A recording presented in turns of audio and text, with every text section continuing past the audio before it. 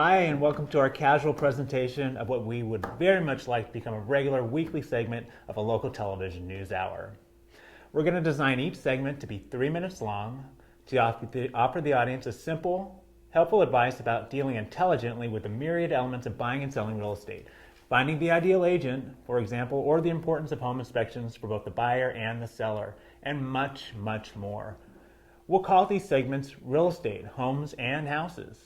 And of course, at the top of each segment, I'll be introduced by the news anchor person. My name, by the way, is America Foy. Let me stop for a second. It occurs to me you might have two questions about this concept already. First, why homes and houses in the show's title? Why not just homes or houses? And second, what kind of a name is America Foy? I'll answer the second question first. America Foy is my given name. When I was born, I think my parents were pleased and feeling maybe a little patriotic at the time, and I kind of like that.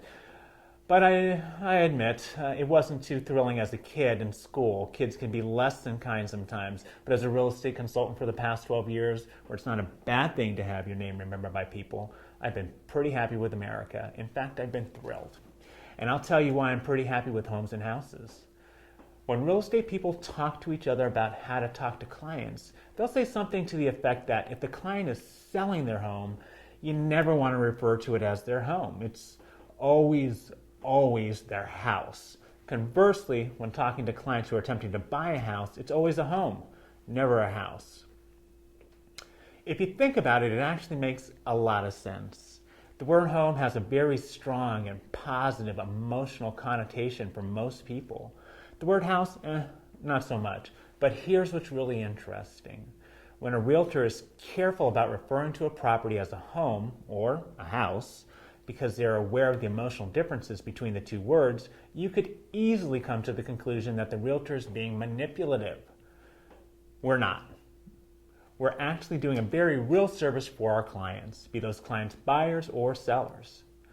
You might now rightfully and skeptically ask, what very real service are you talking about? Well, I'm not going to tell you, because I think the answer to that question just might make a wonderful 3-minute segment. Maybe the very first one that goes on the air. We'll see.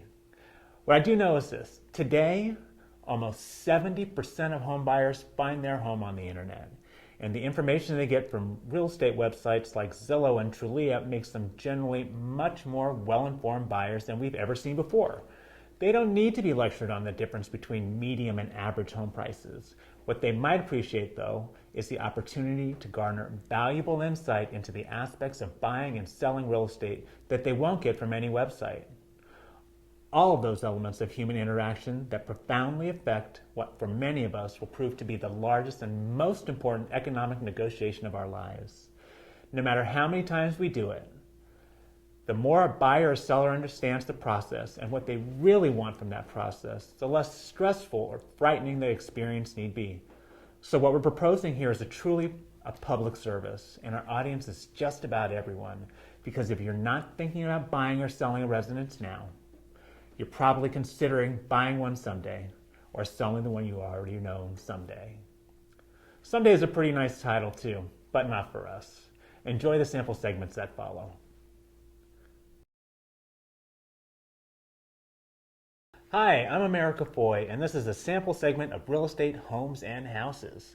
What I have here is an offer on a home I've listed in San Francisco, California. Lovely neighborhood, beautiful, substantial house, and the offer is pretty substantial as well. A good deal north of $2 million. That's a serious piece of business for everyone involved. And yet, on the top of these pages, and this offer is a legal contract if my client should sign it, is not a cover letter in the strictest sense of the word. It's a love letter to a house. I swear to you. It's not addressed to the house, that's true, but it's addressed to the owners, my clients. But it's a love letter to the house. There's no question about it. And I'll tell you a secret. It is beautifully written. Now, I say this having very little emotional attachment to the house itself. It is, after all, a house. But when I present the offer to my clients who lived in their San Francisco house for the last 15 years, who brought up 3 children in that home, and they read this letter, which I am, as their agent, obliged to show them, well, they may feel that they're reading more than a beautiful letter. They may be greatly moved by what's in here. It's impossible that the reading of this love letter to their house may actually influence them in the sale of an almost $3 million property. It happens, and I've seen it happen, and I'm just one agent. I know other agents have seen it happen as well, lots of others, and there's a very good reason why a love letter might help buy a house. One purchase agreement is by and large looks very much like the next. They are, all of them, documents that outline the various details of an offer to buy a home. For the most part, they are lacking in style. They have very little poetry, very little music, if you will. They're contracts, after all. They involve amounts of money, which is their purpose, and if they're a little boring and personal in their presentation, so be it. What a love letter to a house, acting as a cover letter, let's say, can do is turn a dry contract into a document crafted by real people who are really want to purchase this house. Your house if you're the seller. The love letter attached to the purchase agreement is an expression of buyer's personal commitment, and it can be very powerful. Is it always effective? No, of course not. Sometimes a seller's decision is made strictly on the basis of money. Sometimes just on the terms. Sometimes a combination of a number of things, none of which turn out to be a thoughtful, beautifully well-written note attached to the purchase agreement. Is it worth doing anyway? Of course it is. If you, the buyer, really want the house, why not? It can't hurt, and it could help. Just make sure that whatever is in that love letter, an introduction to your family, why the house is perfect for you, why you love the neighborhood, the way the house reminds you of growing up in your parents' home, whatever it is, make sure that it is completely and totally sincere, because we can tell when it's not. Let the letter be a window, not just into your feelings about the house itself, but a window into you. And remember, it's a letter, not a novel. See you next week.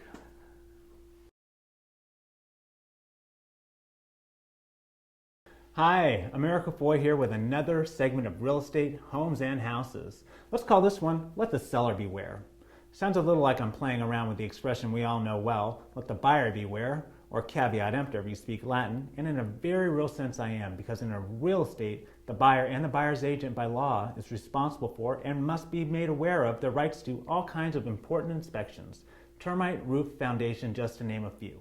Because once the buyer has signed off in those areas, or allowed the time allotted for their inspections to lapse, they have no further recourse should a problem arise after escrow closes. A seller, on the other hand, is legally only responsible to disclose what they know about the home they're selling. So if they're not aware of, say, a termite problem, they are not required to tell the buyer anything about termites, since they have no knowledge of termites. But therein, as Shakespeare might have said, lies the rub.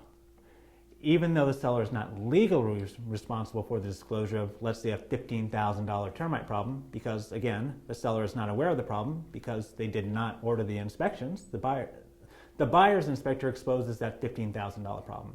It's the seller who's going to be in trouble. Does that make sense? If it doesn't, and it may not, it will soon enough. So let's go back to the beginning. A seller chooses an agent to represent and market their home, and the agent suggests a battery of inspections to be done before the home is put on the market. The seller laughs, says absolutely not. First of all, the house is in great shape. And more important, I don't need to pay for possibly thousands of dollars of inspections when the buyers are going to pay for all that when we get into contract, right? And guess what? Technically, the seller is right. But here's how being technically right can get you into all kinds of unhappiness in the real world. Sure enough, a buyer appears within hours of the house going on the market. A price is quickly and happily agreed upon by both parties, and we are now in contract. The buyer proceeds to order a battery of inspections, and one of those inspections reveals a $15,000 termite problem. The seller did absolutely nothing wrong because the seller was never aware of the problem. Still, the buyer has every right to ask, and does, for a $15,000 credit against the purchase price of the house for work that will have to be done to correct the problem. The buyer also, by the way, has every right to walk away from the deal if the seller says no. Trouble? Yes. And trouble that could have easily been avoided had the seller done the inspections that their selling agent originally suggested. The termite situation would have been disclosed prior to the sale of the home, and the buyer would not have been able to use that information to renegotiate after an agreed upon price for the home was in contract.